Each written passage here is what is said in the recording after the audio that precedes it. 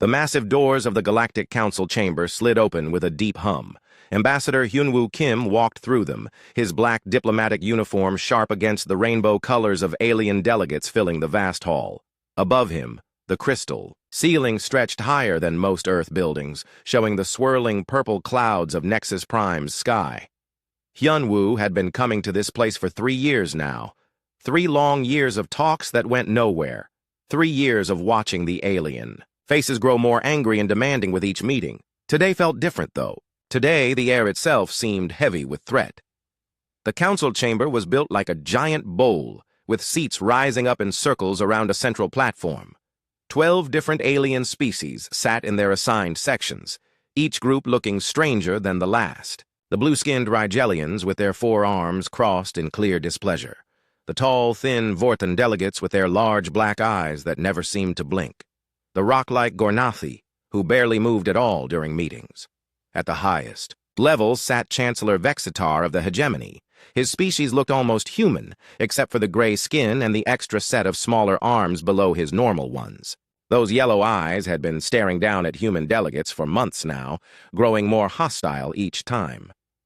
Hyunwoo walked to the center platform where a simple metal podium waited. He had given speeches here before, always trying to find common ground, always hoping for a fair deal. But the aliens kept asking for more. First, they wanted human mining rights on 3 outer colonies. Then they demanded technology-sharing agreements that only went one way. Now, Ambassador Kim of the human species, Chancellor Vexitar's voice, boomed through the chamber's speakers. You have requested this final session. The Council hopes you bring news of your government's acceptance of our terms. The terms. Hyunwoo felt his jaw tighten as he remembered reading them again on the flight here. Give up 80% of Earth's rare mineral deposits. Accept limits on how many children humans could have. Let alien overseers watch and control human technology. Development. Basically, become slaves in everything but name. Honored Chancellor, Hyunwoo began, his voice carrying clearly through the chamber. I come with Earth's careful consideration of the Council's proposal. A wave of chittering, clicking, and other alien sounds filled the hall. They thought he was about to surrender. Hyunwoo could see it in their body language. The way the Rigelians leaned forward eagerly. How the Vorthon's ears perked up with interest. However, Hyunwoo continued, and the chamber fell silent. I must request more time for my government to fully review such comprehensive terms. The silence broke like glass. Angry roars from the Rigelians, sharp hissing from the snake-like Slithans. The rock Gornathi actually moved, their massive heads turning toward him with grinding sounds. Chancellor Vexitar raised all 4 of his hands for quiet. The chamber slowly settled, but Hyunwoo could feel the anger like heat radiating from every alien present. Ambassador Kim, the Chancellor said, his voice now cold as space. Your species has had months to consider our generous offer. The Council's patience runs thin. Generous? The word slipped out before Hyunwoo could stop it. Several aliens made sounds of outrage. Yes, generous, Vexitar snapped. We offer your species membership in galactic civilization. We offer protection, trade opportunities, and technological advancement. In return, we ask only for reasonable security measures. Reasonable. Hyunwoo almost laughed. They wanted to strip mine Earth's rarest materials. They wanted to control human population growth like some kind of breeding program. They wanted to put alien watchers in every human research, facility, and factory. The Council has grown concerned, continued a new voice. Fleet Admiral Coolmoth of the Rigelians stood up, his 4 arms gesturing aggressively. Human expansion has been too rapid. Human technology development shows dangerous trends. Human military buildup threatens galactic stability. More lies, Hyunwoo thought. Humans had been nothing but peaceful in their expansion. Yes, they had built defenses for their colonies, but only because some aliens had been making threats. Yes, human technology was advancing quickly, but they had shared most of their discoveries freely with other species. The human species will comply with council terms, announced Trade Master Blithak of the Commercial Federation, or face complete isolation from galactic markets, transportation networks, and communication systems. The threat hung in the air like poison. Cut off from alien trade, human colonies would struggle.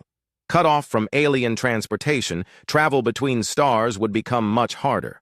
Cut off from galactic communications, humans would be alone in a very big, very dangerous universe. But Hyunwoo had seen the latest reports from Earth. He knew things the aliens did not. Human engineers had been busy, human scientists had made breakthroughs, human military leaders had been making quiet preparations.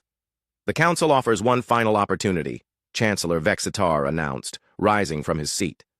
72 hours, for the human government to accept our terms. If no acceptance is received, all treaties between the Council and Earth will be void. All human vessels will be banned from Council space. All human colonies will lose Council protection. The chamber erupted again with alien voices showing approval.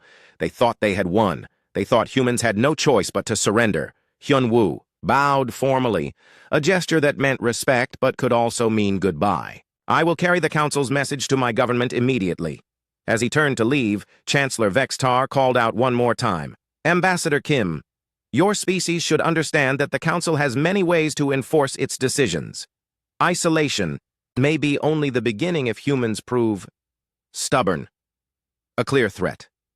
Hyunwoo paused at the chamber doors and looked back at the alien delegates. They sat in their seats like judges passing sentence on criminals.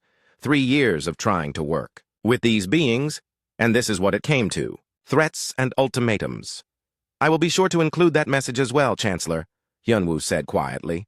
The doors closed behind him with a final solid thump. Hours later, aboard his ship heading back to Earth, Hyunwoo sat in his private cabin, composing his report. The alien ultimatum was clear. Submit or be destroyed. Accept slavery or face war. But as he wrote, Hyunwoo found himself thinking about something his grandfather used to say. Never corner a dangerous animal unless you are prepared for it to fight back. The aliens thought they had cornered humanity. They thought humans were weak because they had been willing to negotiate. They were about to learn how wrong they were. Hyunwoo finished his report and sent it to Earth with the highest priority codes. Then he opened a new document and began writing his speech for the United Earth Assembly. It would be short and simple. Satup galactic bullies had pushed too far. Now they would see what humans were really made of. The emergency meeting room, deep beneath Geneva, buzzed with tension. Prime Minister Min-ho Yang sat at the head of the long metal table, his fingers drumming against its surface, as he read Ambassador Hyunwoo Kim's report for the 3rd time. Around him, Earth's most important leaders waited in silence. 72 hours, Min-ho said finally, looking up at the faces around the table. They give us 72 hours to accept slavery or face war. Admiral Dae-hyun-seo leaned forward in his chair.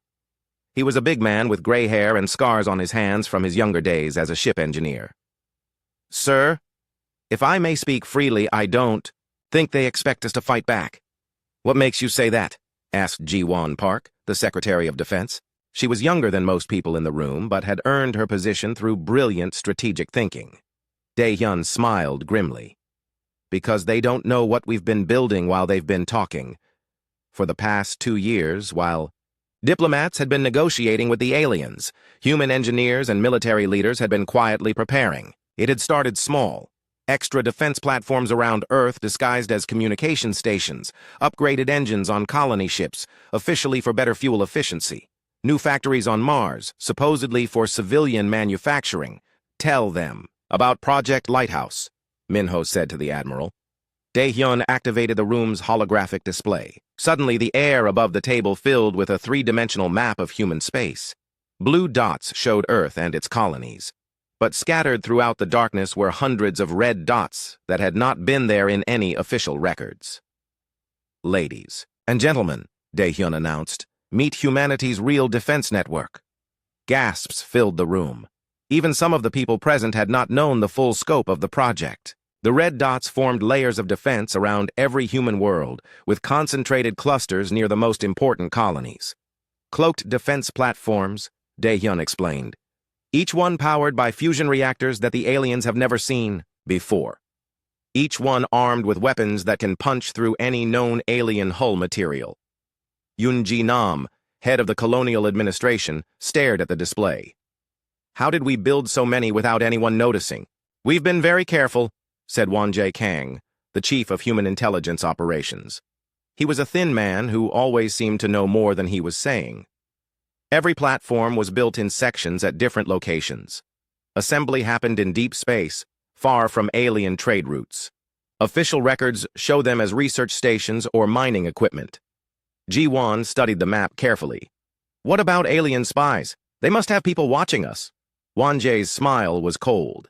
They do, or rather they did. We've been feeding them false information for months. As far as alien intelligence knows, humans have a small, outdated military and no real defenses beyond what they can see. Min-Ho stood up and walked to the display. Show them the colonies. The map zoomed in on various human settlements. What had looked like simple farming and mining colonies now showed a different picture. Underground bunkers connected by tunnels, hidden weapon factories, concealed landing bays for military ships. Every human colony has been fortifying in secret, Yunji reported. We told the aliens we were expanding agricultural facilities and mining operations. We were actually building fortress worlds. Dr. Hae-In Lim, the chief xenobiologist, activated her tablet. And if they try to use biological weapons, we're ready for that too. The display changed to show detailed information about each alien species, their biology, their weaknesses, their standard military tactics. But more importantly, it showed human countermeasures for every known alien weapon system. We've studied every species in the Galactic Council, Dr. Lim explained. We know how their poison gases work, and we have antidotes. We know their disease, weapons, and we have vaccines. We know their mental attack methods, and we have defenses. The room fell silent as everyone absorbed what they were seeing. Humanity had not been sitting idle during 3 years of failed negotiations. They had been preparing for exactly this moment. There's more, Wan-Jae said quietly. He activated another display showing alien communication networks. We've been listening to their private messages for over a year. The screen filled with intercepted alien transmissions, military planning sessions, trade negotiations that excluded humans, and most damning of all, discussions about attacking human colonies if the ultimatum was rejected. They never intended to let us stay independent, Wan-Jae continued. This ultimatum is just the excuse they've been waiting for. They plan to attack us no matter what we answer. Min-Ho felt anger burning in his chest. 3 years of honest negotiations. 3 years of trying to find peaceful solutions. And the whole time the aliens had been planning to destroy human civilization. So what do we tell them? Ji-Wan asked. Min-Ho looked around the table at Earth's leadership. These people had spent years building humanity's hidden strength while maintaining the pretense of weakness. They had prepared for war while hoping for peace. Now the choice was simple.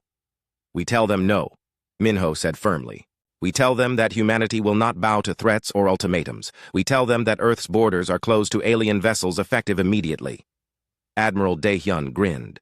Sir, if I may suggest, we should make our announcement from orbit. Let them see the defense platforms as they decloak. Show them what they're really facing. Do it, Min-Ho ordered. Send the message to every human colony, every human ship, every human outpost. The time for hiding is over. Within hours, the message went out across human space. Colony administrators opened sealed orders they had been carrying for months. Military commanders activated defense systems that had been disguised as civilian infrastructure. Hidden shipyards began launching vessels that officially did not exist.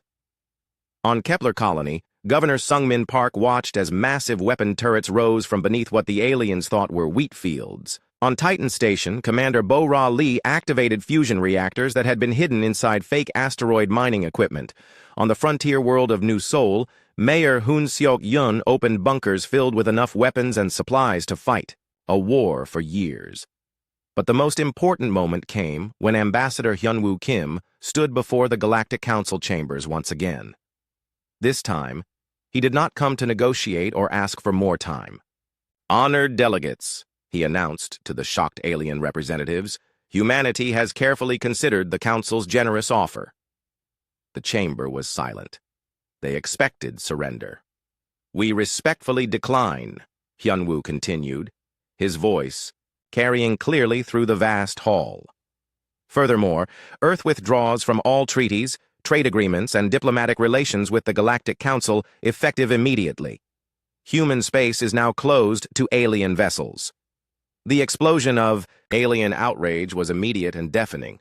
But Hyunwoo was not finished. Any attempt to enter human territory without permission will be considered an act of war, he concluded calmly. Chancellor Vextar rose from his seat, his forearms shaking with rage. You dare threaten the Council? We will crush your pathetic species like insects. Hyunwoo smiled for the first time in 3 years. You're welcome to try, Chancellor, but I should warn you, humans don't like being threatened. As he walked out of the chamber, Hyunwoo felt a weight lifting from his shoulders. The pretending was over. Now the aliens would see what humans could really do when pushed too far. Fleet Commander Kulamoth stood on the bridge of his flagship, the Eternal Fury, watching the largest military force in galactic history prepare for battle. Thousands of alien warships stretched across space in perfect formation. Rigelian battle, cruisers with their heavy armor and massive guns, Vorthon stealth ships that could appear and disappear like ghosts, Gornathi dreadnoughts as big as cities and twice as tough. Operation Pacification begins now, Kulamoth announced to his captains. His forearms moved across the command console with practiced ease. The human infestation will be removed quickly and completely. The aliens had been planning this attack for months. They knew the locations of every human colony, every human trade route, every human military base. Or at least they thought they did. The humans had only a few dozen small warships and some basic defense platforms. This would be over in days. Sir, reported his sensor officer, we are detecting movement in the asteroid belt near Mars.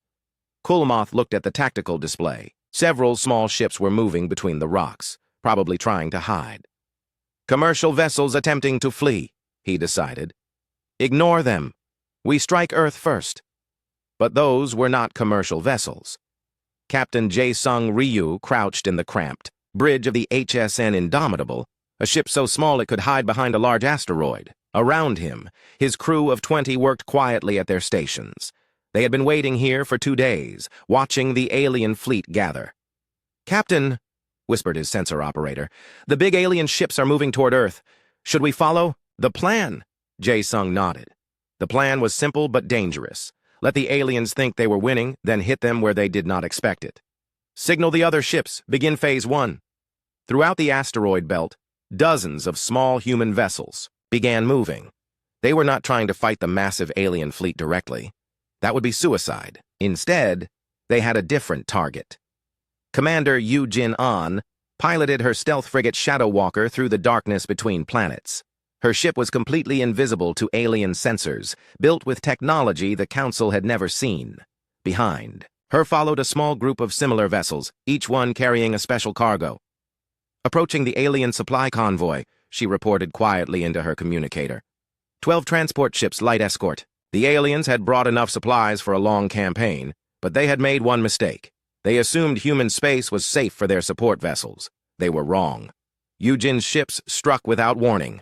Fusion torpedoes slammed into alien supply ships before they could even raise their shields. Within minutes, the convoy was destroyed, taking with it food, fuel, and spare parts for thousands of alien warships. Supply convoy eliminated, Yujin reported. Moving to secondary target, but the real surprise was waiting closer to Earth. Dr. Subin Che sat in her hidden laboratory beneath Europa's ice surface, watching alien ships approach on her monitors. For 3 years, her team had been working on humanity's greatest secret, weapon. Not guns or bombs, but something much more dangerous to space-traveling aliens.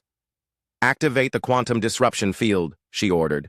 Deep space around Earth suddenly filled with invisible energy waves. The aliens could not see them or detect them, but their ships felt the effects immediately. Every alien vessel trying to enter faster than light travel found their engines simply shutting down. They were trapped in normal space, moving at normal speeds. What is happening? Fleet Commander Kulamoth roared as his flagship shuddered and stopped. Why are we not in FTL? Sir, the jump drive has failed, his engineer reported in panic. All ships are reporting the same problem. We cannot enter hyperspace. Kulamoth felt ice forming in his blood. His massive fleet was designed for quick strikes across vast distances. Trapped in normal space, they were sitting targets. But targets for what? Human forces were tiny and weak. That was when engineer Kyung-ho Ban's masterpiece revealed itself. From behind Earth's moon came what looked like the largest human warship ever built, It was massive, bristling with weapons and heading straight for the alien fleet. The aliens scrambled to respond, bringing their biggest guns to bear on this new threat. "Focus all fire on that dreadnought," Kulmoth ordered. "Thousands of alien!" Weapons fired at once. Energy beams and plasma bolts filled space like a deadly light show. The human ship disappeared in the explosion, completely destroyed. But something was wrong. There had been no debris, no wreckage, no secondary explosions. "Sir," the sensor officer said in a shaking voice, "that ship, it was not real." Kyung-ho Ban smiled as he watched the alien fleet waste ammunition on his holographic projection. The ghost ship had been nothing but light and energy fields, designed to look exactly like a massive warship on alien sensors, and while they were shooting at shadows, real human forces were moving into position. "Launch Ghost Fleet Protocol 2, he ordered. Suddenly, space around the alien fleet filled with what appeared to be hundreds of human warships. Massive battlecruisers, sleek destroyers, and even larger dreadnoughts than the first one. The aliens found themselves apparently surrounded by a force that should not exist. "Impossible," Kulmoth whispered. "Our intelligence said they had no fleet." But half of the alien commanders were already panicking, firing at targets that were not there, while the real human ships moved unseen through the chaos. Captain Jae-sung Ryu brought his tiny ship alongside a massive Rigelian cruiser. The aliens were so busy shooting at ghost ships that they never saw him coming. His fusion torpedoes, small but precisely aimed, struck the cruiser's engine section. The huge alien ship began spinning out of control, all across the battlefield. Similar scenes played out. Small human ships, invisible to alien sensors, struck at weak points, while the enemy wasted firepower on illusions. The largest military force in galactic history was being taken apart by an enemy they could not see or understand. "Retreat," Kulmoth finally ordered, but it was too late. His ships could not jump to FTL, and human forces were everywhere and nowhere at once. Commander Eugene On struck again, this time hitting the alien command ship's communication array. Suddenly, the alien fleet could not coordinate their movements. Ships collided with each other in the confusion. Others fired on their own allies, mistaking them for human vessels. Dr. Subin Che watched the chaos from her hidden base and activated the second phase of her weapon. Now the quantum field began affecting alien life support systems. Nothing dangerous, but alien crews found their artificial gravity failing and their air recycling systems working poorly. "Sir, we must withdraw," Kulmoth's second-in-command pleaded. "Our forces are in complete disarray." Kulmoth looked at his tactical display. It showed alien ships scattered across space, many damaged, all confused. The humans had done something impossible. They had defeated the greatest military force in galactic history without fighting a single traditional battle. "All ships," he broadcast on emergency channels, "retreat to the outer system, regroup at Rally Point 7. But as the alien ships tried to flee, they found human forces waiting for them there too. And at Rally Point 8 and 9.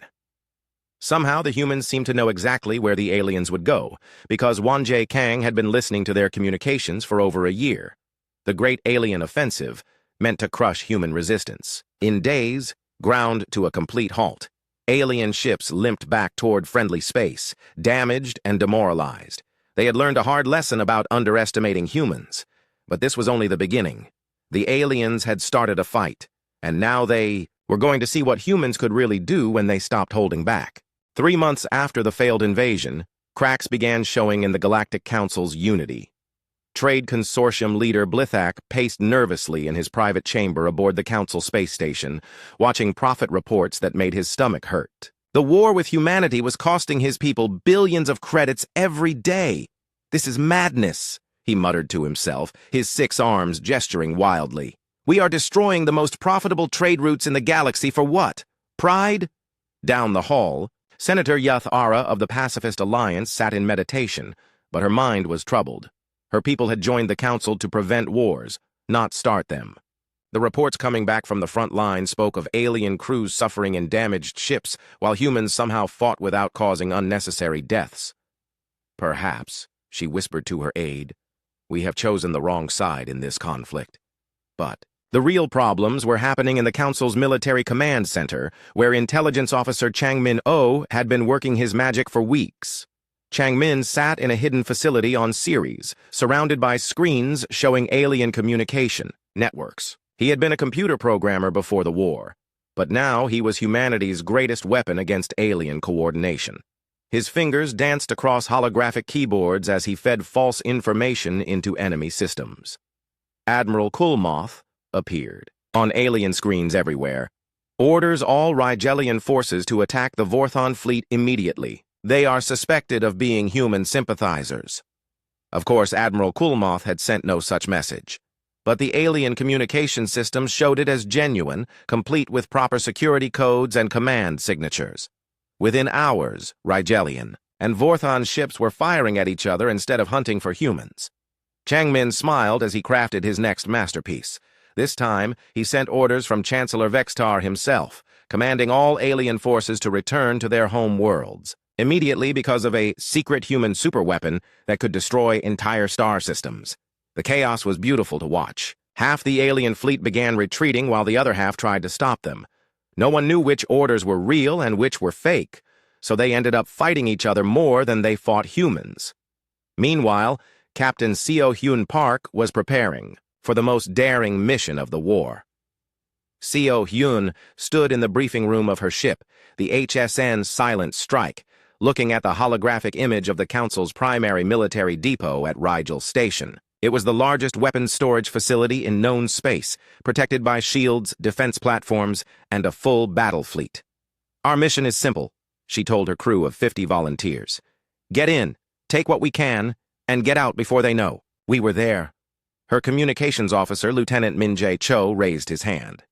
"Captain, how exactly do we get past their defenses without being detected?" Seo Hyun activated another hologram showing a massive alien supply convoy. "We don't sneak past them. We join them." The plan was insane, but that was what made it perfect. Human engineers had spent weeks building fake alien ship hulls around small human vessels. From the outside, they looked exactly like Gornathi transport ships. Their engine signatures matched alien patterns. Even their communication systems spoke perfect alien languages. "Remember," Seo Hyun told her crew as they approached Rigel Station disguised as a supply convoy, "we are delivering crystalline matrices for shield generators. Act bored, act tired, act like you have done this 1,000 times before." The alien guards at Rigel Station barely looked at the arriving convoy. Gornathi transports came and went every day, bringing supplies from across the galaxy. These ships looked normal, sounded normal, and followed all the proper procedures. "Convoy 77 Alpha," the alien traffic controller said over the radio. "Proceed to Docking Bay 12 for unloading." "Acknowledged, Control," Seo Hyun replied in perfect Gornathi language. 77 Alpha proceeding to dock. Once inside the massive station, human crews went to work with incredible speed. While some team members actually unloaded fake cargo, to maintain the disguise, others slipped through maintenance tunnels toward the real prize. Lieutenant Jong-soo Kim led a team of engineers into the station's technology storage area. What they found there made their eyes widen with amazement. Advanced alien computers, quantum sensors, plasma weapon designs, and most importantly, the blueprints for faster-than-light communication systems. "Load everything you can carry," Jong-soo whispered to his team. "This technology will change everything." At the same time, Sergeant Da-eun Lee and her soldiers were in the weapons storage bay, quietly taking samples of every alien weapon type they could find. Not stealing entire arsenals, just small amounts that would not be missed during routine inventory checks. The operation took exactly 47 minutes. When it was over, the human ships undocked and departed just like any normal supply convoy. The aliens never suspected that their most secure facility had been robbed by the enemy they were fighting. But the real impact came weeks later, when Dr. In-young Hwang finished analyzing the stolen alien technology. Dr. In-young worked in a secret laboratory deep beneath the surface of Luna, Earth's moon. She was humanity's leading expert on alien science, and what she had discovered from the Rigel Station raid was going to change the entire war. "Incredible," she whispered as she studied the alien quantum sensor designs. "Their technology is actually inferior to ours in several key areas." The alien weapons were powerful but wasteful, using far more energy than necessary. Their shields were strong, but had built-in weaknesses that human weapons could exploit. Most importantly, their faster-than-light drives were based on principles that humans had already improved upon. Begin immediate production of hybrid systems, Dr. In-Young ordered her team. Combine our fusion technology with their plasma weapons. Merge our quantum computers with their sensor arrays. Create ships that are better than anything either species has built alone.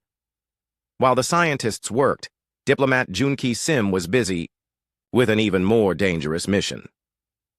Junki met his contact in a dark corner of a space station in neutral territory. The being across from him looked like a giant spider made of metal and crystal, one of the arachne species that had reluctantly joined the council out of fear. Your people grow tired of this war, Junki said quietly in the arachne clicking language.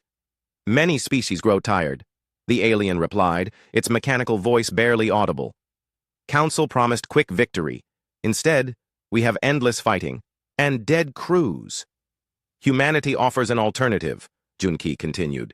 Peace without surrender, trade without domination, alliance without fear. The spider being was quiet for a long moment. What you offer sounds too good to be real. Then why not test it? Junki suggested. Arrange a ceasefire in the Centauri sector. Let your people trade with human colonies there. See for yourself how we treat our friends. This conversation was happening across the galaxy as human diplomats secretly contacted dissatisfied council members. Not all species had wanted this war.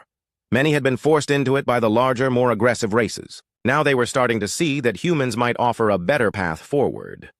The tide truly turned when Admiral Dae Hyun Seo received the upgraded ships from Dr. In-Young's project. The first battle test came at Alpha Centauri, where a large alien force had been besieging the human colony for 2 months. Admiral Dae Hyun arrived with a fleet of only 30 ships, but these were not the same vessels the aliens had fought before. Human hulls now carried alien shield generators that had been improved with human efficiency upgrades. Human fusion reactors powered alien plasma weapons that had been redesigned to fire faster and hit harder. Human quantum computers controlled targeting systems that could track 100 alien ships at once. All ships, Admiral Dae Hyun announced as his fleet approached the siege force, engage the enemy. Show them what happens when human engineering meets alien technology. The battle was over in less than an hour. Alien ships that had been confident in their superiority found themselves outgunned, outmaneuvered, and completely overwhelmed. For the first time in the war, alien forces retreated in full-scale panic. The message spread quickly through alien communication networks, despite Chang Min's efforts to intercept it. The humans were no longer just defending. They were winning, and they were just getting started. Strike Force Commander Yeon-hee Bae floated in zero gravity outside the Galactic Council headquarters, watching her team of specialists prepare for the most important mission of the war. The massive space station that had once seemed so powerful and untouchable now looked like what it really was. A collection of metal and crystal that could be broken by people who knew where to hit it. "Remember the plan," she whispered into her communicator. "We are not here to destroy. We are here to capture and prove a point." Her team of 20 moved through space like deadly shadows, using suits that bent light around them to become nearly invisible. Human stealth technology had improved dramatically since the war began, combining human innovations with stolen alien designs to create something better than either species had built alone. The space station's security was designed to stop alien threats, not human ones. Alien species were predictable in their attack patterns, using the same tactics for thousands of years. But humans were creative, unpredictable, and willing to try things that no sane alien would attempt. Like cutting through the station's hull, with handheld plasma torches while floating in open space. Lieutenant Woo Jin Han led the first team through the hole they had cut in the outer wall. Inside, emergency lights flashed as the station's systems detected the hull breach. But instead of sealing the area and calling for help, the automated systems simply assumed it was a normal maintenance operation and continued working normally. "Human computer virus working perfectly," Woo Jin reported quietly. Changmin O's programming had infected the station's computers weeks ago, waiting for exactly this moment to activate. The team moved through the station's corridors like ghosts. Alien guards walked past them without seeing anything unusual. Security cameras showed empty hallways even when humans were standing directly in front of them. Every system that might detect intruders had been quietly corrupted by human intelligence operations. Yeon-hee herself headed for the most important target, Chancellor Vextar's private quarters. The Chancellor was sleeping when she found him, all four arms spread out on his oversized bed. For a moment, Yeon-hee considered how easy it would be to end the war right here. One small weapon, and the alien leader who had threatened humanity would never threaten anyone again. But that was not the plan. Humans had decided to prove they were better than their enemies, not just stronger. "Chancellor," she said softly, activating a light in the room. Vexatar jerked awake, his yellow eyes wide with shock. "Impossible," he gasped, reaching for an alarm button beside his bed. "The button will not work," Yeon-hee informed him calmly. "Neither will your communicator, your door controls, or your emergency systems. You are coming with me." "You dare attack the Council headquarters?" Vexatar snarled, but she could hear fear in his voice. "This act of terrorism will unite the galaxy against you." Yeon-hee smiled behind her helmet. "Terrorism? Chancellor, we have not hurt a single person on this station. We have simply come to collect you for a diplomatic meeting." Within an hour, the operation was complete. Chancellor Vexatar, Admiral Kulmoth, and 6 other council leaders found themselves aboard human ships, heading toward neutral space. The psychological impact was devastating. The supposedly invincible Galactic Council had been defeated by a precision strike that no one had thought possible. The news spread across the galaxy like wildfire. The Great Council leaders captured, without a shot being fired. The mighty space station infiltrated like it was made of paper. Alien species that had feared the Council for centuries suddenly began asking themselves if these humans might actually win the war. Back on Earth, President Min Ho-yang stood before the cameras to address the galaxy.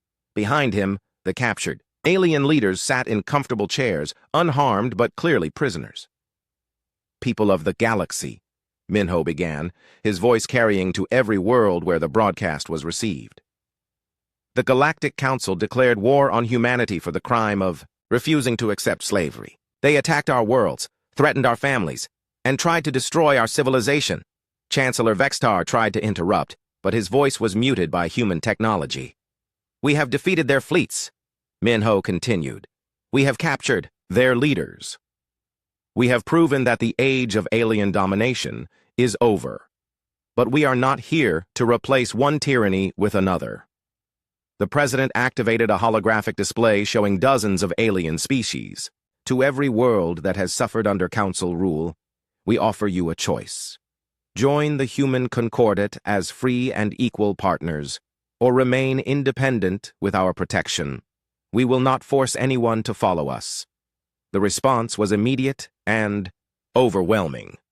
Within hours, communication channels were flooded with messages from alien worlds requesting to join this new alliance. Species that had been oppressed by the Council for generations suddenly saw hope for the first time in centuries. Trade Consortium leader Blithak was the first to formally switch sides, bringing with him the galaxy's most important commercial networks. "Humans understand business," he announced to his people. "They offer partnership, not domination." Senator Yith Ara of the Pacifist Alliance followed quickly, along with 12 other species that had only joined the Council out of fear. "Finally," she said in her official statement, "a alliance based on choice rather than threat." But the most important moment came when Ambassador Hyunwoo Kim stood before the shattered remains of the Galactic Council to deliver humanity's final terms. The Great Chamber was nearly empty now. Most species had already withdrawn from the Council to join the human concordat or declare independence. Only the most aggressive races remained, and even they looked uncertain about their future. "The human concordat offers the following terms," Hyunwoo announced to the remaining delegates. "Recognition of human sovereignty over all currently human-controlled space, establishment of neutral zones for species choosing independence, mutual, non-interference agreements between all galactic powers." "And what of reparations?" demanded one of the few remaining council members. "What of punishment for our attacks on your colonies?" Hyunwoo smiled. "There will be no reparations, no punishment, no revenge. Humanity believes that the best victory is one that creates friends rather than bitter enemies." The alien delegates sat in stunned silence. They had expected demands for tribute, for territory, for submission. Instead, the humans were offering peace with dignity. "However," Hyunwoo continued, Any future aggression against human worlds or our allies will be met with immediate and overwhelming response. The galaxy has seen what humans can do when threatened. We prefer not to demonstrate it again. 5. Years later, Admiral Dae-hyun Seo stood on the observation deck of New Geneva Station, watching ships from dozens of different species dock peacefully at the massive spaceport. Human vessels worked alongside Arachne cargo haulers and pacifist Alliance science ships. Children from multiple worlds played together in the station's parks. The human Concordat had become the galaxy's most dynamic alliance. Unlike the old council, membership was voluntary and could be ended at any time.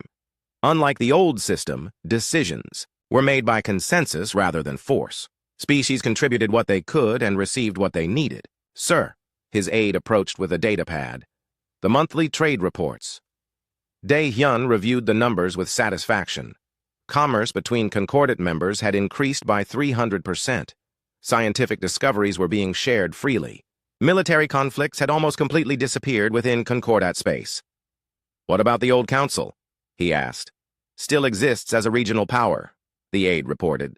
About 30 species remain with them, mostly in the outer galaxy. They seem to have learned to be less aggressive. Dae-hyun nodded. The old Galactic Council had been reduced to a fraction of its former size, but it was not destroyed. Some species preferred the old ways and humans respected their choice. As long as they did not threaten others, they were free to govern themselves as they wished. The war that began with an ultimatum had ended with a new kind of peace. Not the peace of conquest, but the peace of cooperation. Not the peace of fear, but the peace of mutual respect. Humanity had been pushed too far, and in fighting back, they had changed the galaxy forever. The age of domination was over. The age of partnership had begun. And in the end, everyone was better for it.